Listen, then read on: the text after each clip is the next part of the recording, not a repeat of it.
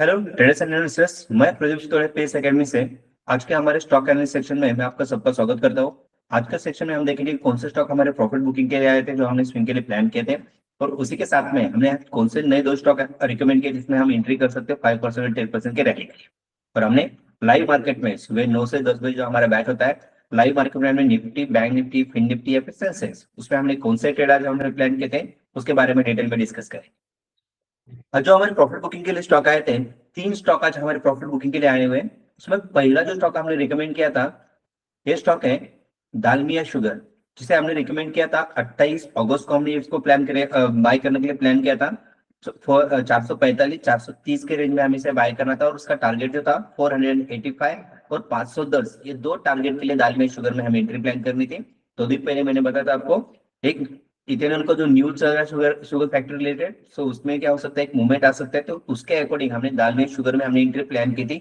अगर हमने इसको 445 पे अगर इसको हमने बाय किया होता, आज जो उसका हाई गया था लगभग 499, ओके, मतलब 500 के आसपास है जाके टच करके आया हुआ है। तो इसका अगर हम टारगेट पे देखेंगे तो 510 इसका हमने सेकंड टारगेट दिया था। तो ये फर्स्ट टिक पे ही हमारा फर्स्ट टारगेट आज दालमिया शुगर हमें देके जाता। अगर दालमिया शुगर हमने बाय किया होता इसको 445 430 के रेंज में अगर हमने इसको बाय किया होता, तो इसका जो टारगेट हमें मिलता तो लगभग 12 से 13% का टारगेट हम क्या कर सकते हैं इसमें। 2 दिन में हम इसको दालमिया शुगर में हम इसको प्लान कर सकते थे। जिसे हमें एवरेज करना था 430 के आसपास, उसे हमें एवरेज करना था, लेकिन 435 के आसपास उसकी प्राइस गई थी, वही से वो रिवर्स आया था जो कल के डेट पे। तो दालमिया शुगर में अगर मैंने एंट्री की होती और उसको एवरेज किया होता 435 के आसपास भी हमने उसका एवरेज किया होता, तो मोर देन 10% की रैली, ओके, मोर देन 10% की रैली हम दालमिया शुगर में क्या कर सकते थे, इसे पिक कर सकते थे। अगर इसको हमने एवरेज किया होता 430 434 के आसपास या इस पे एवरेज करते थे, तो मोर देन 15% का प्रॉफिट ये 2 दिन में दालमिया शुगर हमें देके जाता था। दूसरा जो स्टॉक हमने रिकमेंड किया था, दूसरा जो स्टॉक था जो हमारे प्रॉफिट बुकिंग के लिए आया था, रेडिको केतान। रेडिको केतान हमने प्लान किया था 23 अगस्त को। 23 अगस्त को हमने इसको रिकमेंड किया था, इसमें हमने एंट्री करनी थी। तो 23 अगस्त को रेडिको केतान हमें बाय करना था 1850 को रेंज में हमें उसे बाय करना था।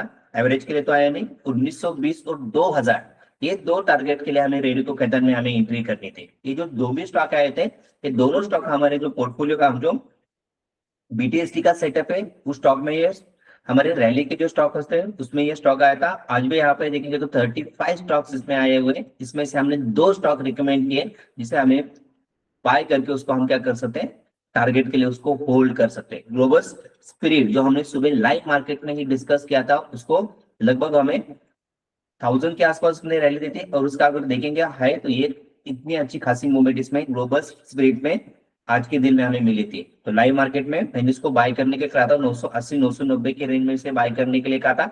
जिन्होंने भी इसमें एंट्री की है तो अच्छा खासा प्रॉफिट, मतलब अगर इसको 990 के 980 के रेंज पे अगर हमने इसको फर्स्ट टिक पे ही बाय किया होता, तो मोर देन 10% की रैली हम इसमें क्या कर सकते थे, ग्लोबल स्पिरिट में आज ही के दिन हम उसको बुक कर सकते थे। जिन्होंने भी इसको बाय किया था और होल्ड किया है, तो उनका जो टारगेट है 10% का टारगेट इसने एक ही दिन में एज ग्लोबल स्प्लिट ने दिया था, जिसे मैंने लाइव मार्केट में ही इसको मैंने प्रिडिक्ट किया था, और उसको क्या था उसको बाय के लिए मैंने इसको रिकमेंड किया था। ये जो स्टॉक मैं आपके लिए शेयर करता हूँ, ये आपको एजुकेशन पर्पज के लिए शेयर करता हूँ, क्योंकि इसमें एंट्री कहाँ पे करनी होती है, जो हमारे बीटीएसटी का सेटअप है उसके अकॉर्डिंग हम स्टॉक सिलेक्शन करते हैं, और उसमें हम एंट्री करके अच्छा खासा प्रॉफिट हम बुक करते हैं। तिलक इंडस्ट्री जो हमने 25 जुलाई को हमने इसको प्लान किया था, 25 जुलाई के आसपास से हमने इसको बाय के रिकमेंडेशन दी थी। तो इसका अगर टारगेट देखेंगे तो 275 का टारगेट दिया था, लेकिन वो थोड़ा सा डीप में आया था, सो वापस एवरेज करने के लिए मैंने उसको कहा था। तो यहाँ पर देखेंगे तो 25 जुलाई को तिलक इंडस्ट्रीज जो हमें लॉन्ग टर्म के लिए एक अच्छा काउंटर बनेगा, उसके अकॉर्डिंग हमने इसको 25 जुलाई को उसको बाय करने के लिए मैंने उसको रिकमेंड किया था। तिलक इंडस्ट्रीज यहाँ पे अगर देखेंगे तो 255 245 के रेंज में हमें इसे एवरेज करना था।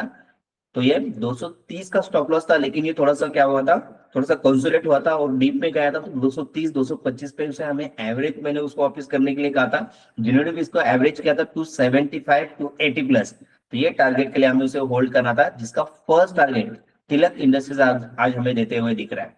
अगर हमने इसको बाय किया होता 240 55 के रेंज में, अगर इसको एवरेज भी किया होता, तो मोर देन 10% की रैली हम क्या कर सकते हैं यहाँ पे तिलक इंडस्ट्रीज में हम पिक कर सकते थे।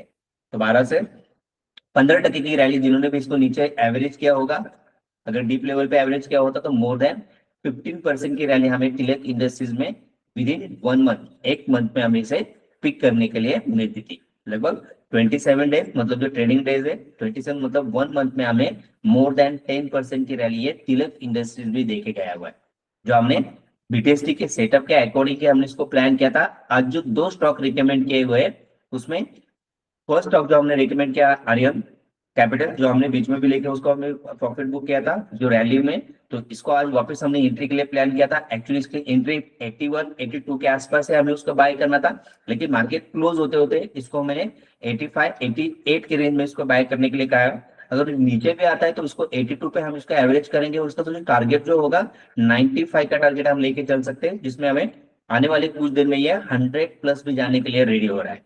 तो जिसका जब 87 पे अगर इसको बाय करेंगे तो 82 पे उसे हम वापस एवरेज कर सकते हैं। 95 100 के टारगेट के लिए आर्यन कैपिटल में हमें एंट्री करनी है, तो एक शॉर्ट टर्म के लिए भी एक अच्छा काउंटर बनेगा 100। अगर ये 3 डिजिट में अगर एक काउंटर आता है तो उसके बाद इसमें अच्छी खासी रैली हम यहाँ पे देख सकते हैं। तो ये लॉन्ग टर्म के लिए भी आर्यन कैपिटल हम उसको होल्ड कर सकते हैं। दूसरा जो स्टॉक हमने रिकमेंड किया हुआ है वो स्टॉक है AU small finance. AU small bank finance में देखेंगे तो आज अच्छी खासी रैली बनी हुई है, और जो हमारे सेटअप जो बीटीएसटी का सेटअप, तो बीटीएसटी के सेटअप में भी ये स्टॉक हमें आते हुए दिख रहा है। अच्छे खासे वॉल्यूम से उसने आज अच्छी खासी 7% की रैली दी हुई है, तो उसको वापस हमने इसको 10% की रैली अगर यहाँ पे पिक करनी है तो एयू स्मॉल फाइनेंस बैंक पे हमें एंट्री करनी है। तो एयू फाइनेंस बैंक हमें बाय करना है 690 के आसपास बाय करने के लिए कहा हुआ है। 670 पे हम उसका एवरेज भी कर सकते हैं, 750 790 ये 2 टारगेट के लिए हम इसको एयू स्मॉल फाइनेंस बैंक को क्या कर सकते हैं, इसको होल्ड कर सकते हैं। एयू स्मॉल फाइनेंस बैंक अगर इसका हमने 690 के आसपास बाय करेंगे और 750 का भी हम टारगेट लेके चलते हैं, तो आने वाले कुछ दिन में हम इसमें 10% की रैली इसमें क्या कर सकते हैं, बुक कर सकते हैं।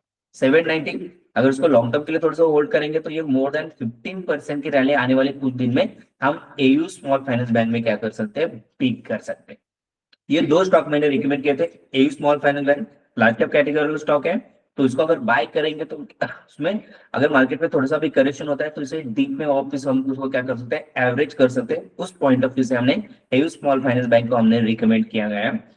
और उसके साथ में कल जो हमने स्टॉक रिकमेंड किया था टाटा मोटर्स, तो भी वही सी इंटेंशन हमने इसको प्लान किया हुआ कि अगर मार्केट में करेक्शन आता है तो ये लार्ज कैप कैटेगरी में स्टॉक क्या करेंगे, थोड़े से नीचे एवरेज भी करेंगे, तो उसका अगर मार्केट में रिकवर होता है मार्केट तो इसमें अच्छी खासी वापिस रैली भी हम पिक कर सकते हैं।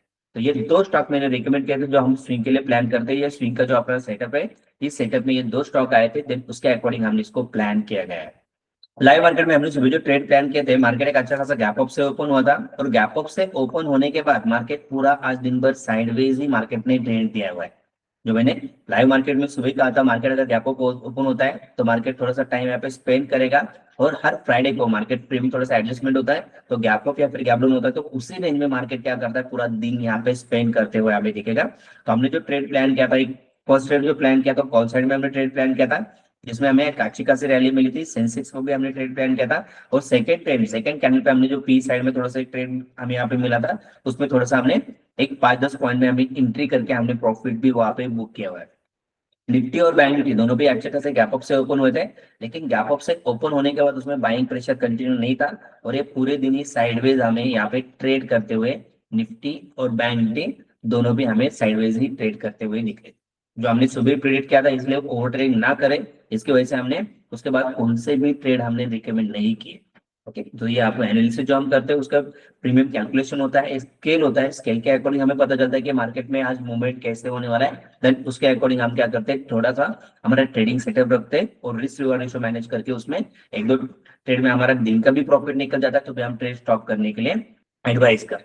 तो ये अगर आपको ऑप्शन ट्रेडिंग अगर आपको सीखने, तो ऑप्शन ट्रेडिंग करने के लिए सुबह जो हमारा 9 बजे बैठ होता है, 9 से 10 बजे का बैच से आपको अगर ज्वाइन करना है, हमारे मेंटर कैंडिडेट कैसे ट्रेड करते हैं, या फिर ट्रेड कैसे प्रेडिक्ट करते हैं, या फिर हमारे स्ट्रेटेजी के अकॉर्डिंग वहां पे एंट्री एग्जिट कैसे करते हैं, अगर आपको देखना है तो सुबह 9 से 10 बजे का बैच होता है, जिसे आपको ज्वाइन करना है। तो यहाँ पे आपको एक पीएस एकेडमी का वेबसाइट में जाएंगे, फॉर्म फिलअप करेंगे, नाम, मोबाइल नंबर, और यहाँ पे आपको गूगल मीट अवेलेबल होगा। उस गूगल मीट से आप क्या कर सकते हो, जो हमारा मंडे के सेक्शन जो होगा सुबह 9 से 10 बजे का, उस सेक्शन को भी आप ज्वाइन कर सकते हो। अगर आप ऑप्शन ट्रेडर्स हो तो आपको मेंटरशिप का प्रोग्राम होगा, जिसमें आपको लाइव मार्केट में आपको स्ट्रेटेजी भी आपको सिखाई जाती है, तो आप मेंटरशिप प्रोग्राम के लिए आप ज्वाइन कर सकते हो, जिसका एक्सेस आपको 1 साल का एक्सेस होता है। अगर आप स्विंग ट्रेडर या फिर पोर्टफोलियो डिजाइन करते हो तो ये बीटीएसटी का सेटअप है हमारा, और इसके साथ में एडवांस टेक्निकल में आपको बीटीएसटी, स्विंग ट्रेडिंग्स और पोर्टफोलियो कैसे डिजाइन करना है, ये भी आपको एडवांस टेक्निकल के बैच में आपको सिखाया जाता है। ये तो हो गया तो मार्केट का थोड़ा बहुत नॉलेज है, लेकिन जो मार्केट में फ्रेशर्स है, जिनको शेयर मार्केट का बिल्कुल भी नॉलेज नहीं है, तो उनके लिए भी हमने एक महीने का एक कोर्स लेके आया हो, जिसका आपको एक कोर्स का रिकॉर्डिंग हो, 2 हफ्ते का जो हमारा शेयर मार्केट का कोर्स है उसका आपको वीडियो रिकॉर्डिंग से अवेलेबल हो गए, जिसका आपको 1 मंथ उसका एक्सेस रहेगा, जिसे आप उसको रिपीट कितनी बार भी आप देख सकते हो। और उसी के साथ में अगर आपको ऑप्शन ट्रेडिंग भी देखना है, तो ऑप्शन ट्रेडिंग के लिए आपको सुबह जो हमारा 9 से 10 बजे का बैच होता है, उस बैच में भी आपको ज्वाइन किया जाएगा। तो इसके लिए आपको करना है, नीचे डिस्क्रिप्शन में दिए गए लिंक पे आपको क्लिक करना है, वहां पे एक अकाउंट ओपन करना है फ्री ऑफ कॉस्ट में आपको अपस्टॉक का। तो अपस्टॉक का जैसे अकाउंट आप ओपन करते हो तो हमारे एथोराइज आप क्लाइंट बनते हो, तो उसके अकॉर्डिंग हम ये सारी चीजें आपको प्रोवाइड कर सकते हो। तो जिनको भी शेयर मार्केट का बेसिक नॉलेज लेना है, तो आप नीचे दिए गए लिंक पे आप क्लिक करेंगे, अकाउंट ओपन करेंगे, और आपका जैसे कोड जनरेट होता है, जो नंबर दिया वो नंबर पे आपको शेयर करना है, ताकि आपको 1 मंथ का जो एक्सेस है, 1 मंथ का एक्सेस लाइव मार्केट के लिए, और आपको बेसिक कोर्स है, बेसिक का कोर्स जो रहेगा 2 हफ्ते का बेसिक कोर्स है, जिसमें आपको शेयर मार्केट की सारी इंफॉर्मेशन आपको वहां पे मिलेगी। तो दोस्तों, ये जो स्टॉक मैं आपको रिकमेंड करता हूँ, एक एजुकेशन पर्पज के लिए शेयर करता हूँ, तो ये स्टॉक आपको एनालिसिस कैसे लगता है, इसे लाइक कीजिए, सब्सक्राइब कीजिए और शेयर कीजिए। Thank you guys, thank you for watching this video.